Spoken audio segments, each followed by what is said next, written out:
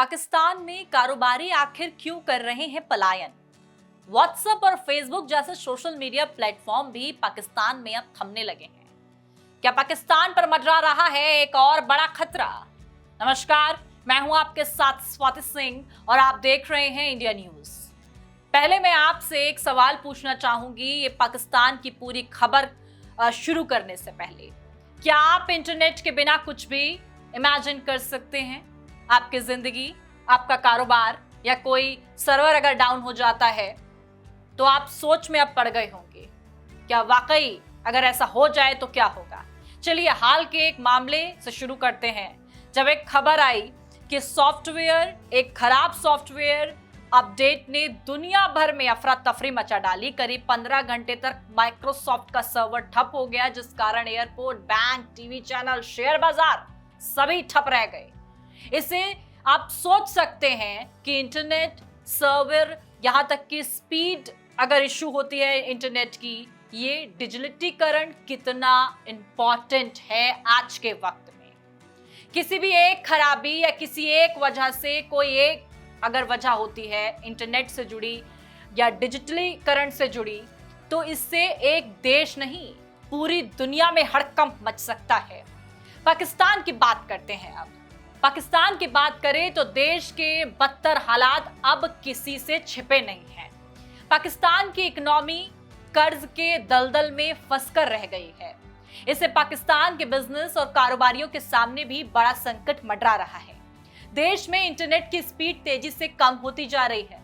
इसी वजह से पाकिस्तान की डिजिटल इकोनॉमी के सामने एक बड़ा संकट खड़ा हो गया है। कई कारोबारी अब अपना काम धंधा देश के बाहर ले जाने के बारे में गंभीरता से सोचने लगे हैं। रिपोर्ट्स की माने तो देश के सबसे बड़े इंटरनेट सर्विस प्रोवाइडर ने दावा कर दिया है कि पाकिस्तान सरकार इंटरनेट ट्रैफिक पर गंभीर नजर आ रही है। Internet service providers association of Pakistan ने कहा है कि इसकी वजह से पिछले कुछ हफ्तों में देश में इंटरनेट की स्पीड 30 से 40% तक कम हो गई है। पाकिस्तान सरकार का यह फैसला डिजिटल इकोनॉमी के लिए नई चुनौती बन गया है।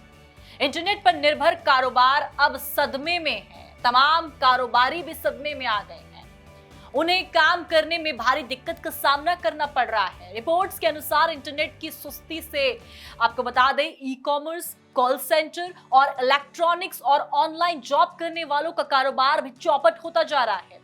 WISPAP के अनुसार ये सभी सेक्टर देश की डिजिटल इकोनॉमी की रीढ़ हैं। इसके अलावा व्हाट्सएप, फेसबुक जैसे सोशल मीडिया प्लेटफॉर्म्स भी परेशानी में आ गए हैं। लोग इस बारे में हर जगह शिकायत कर रहे हैं। ऐसा दावा किया जा रहा है कि सरकार ने फायरवॉल, यहां तक कि आपको बता दें जिस तरीके से फायरवॉल इंस्टॉल कर लिया है, मगर पाकिस्तान टेलीकॉम अथॉरिटी PTA ने इन आरोपों को अफवाह करार दे दिया है।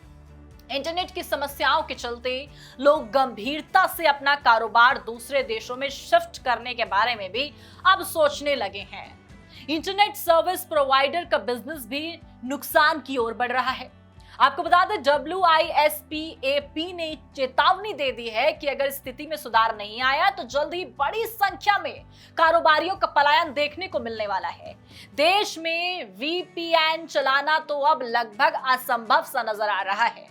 पाकिस्तान सरकार का अनुमान था कि 2025 तक देश की GDP में, आपको बता दें, किस तरीके से e commerce and communication technology का योगदान 8.15% और IT इंडस्ट्री का 13% हो जाएगा। मगर इंटरनेट के ऐसे हालात से यह आंकड़ा हासिल कर पाना नामुमकिन सा नजर आ रहा है। अब पाकिस्तान का जिक्र हो तो भारत की बात ना हो, ऐसा कैसे हो सकता है? भारत की बात करें इस पूरे मामले में तो भारत ने डिजिटलीकरण के जरिए 80 करोड़ लोगों को गरीबी से बाहर निकाला है। जी हाँ, बिल्कुल ठीक सुना आपने। हाल ही में संयुक्त राष्ट्र महासभा के लगभग 78वें सत्र की बात की जाए तो अध्यक्ष डेनिस फ्रांसीसी ने कहा कि भारत में गरीबी हटाने में डिजिटलीकरण की अहम भूमिका है। पिछले दिनों भारत की आधिकारिक यात्रा पर रहे फ्रांसिस ने कहा कि जब से वे भारत से लौटे हैं उनके मन में अतुल्य भारत की डिजिटल उपलब्धि के बारे में दुनिया को बताने के विचार बार बार आ रहे हैं। उन्होंने भारत के जिस तरीके से महसूस किया भारत में कि सिर्फ एक हैंडसेट और डिजिटलीकरण मॉडल के उपयोग से लाखों लोगों को औपचारिक आर्थिक प्रणाली में लाने के लिए भारत के डिजिटलीकरण कार्यक्रम की अभूतपूर्व भूमिका है। भारत में 2014 से लागू की गई डीबीटी योजना एक वरदान की तरह दिखाई दे रही है। भारत ने पिछले एक दशक में मजबूत डिजिटल ढांचे से डिजिटलीकरण में एक लंबा सफर तय किया है।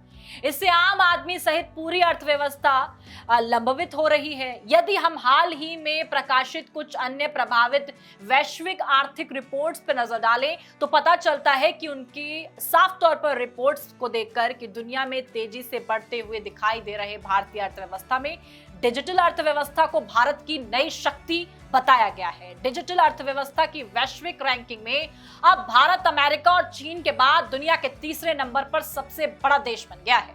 अर्थव्यवस्था के रूप में भारत ने वास्तव में डिजिटल युग में छलांग लगा दी है। 700 मिलियन से अधिक उपभोक्ता, आपको बता दें जिस तरीके से उपयोगकर्ता के साथ भारत दुनिया का दूसरा सबसे बड़ा इंटरनेट नेटवर्क है।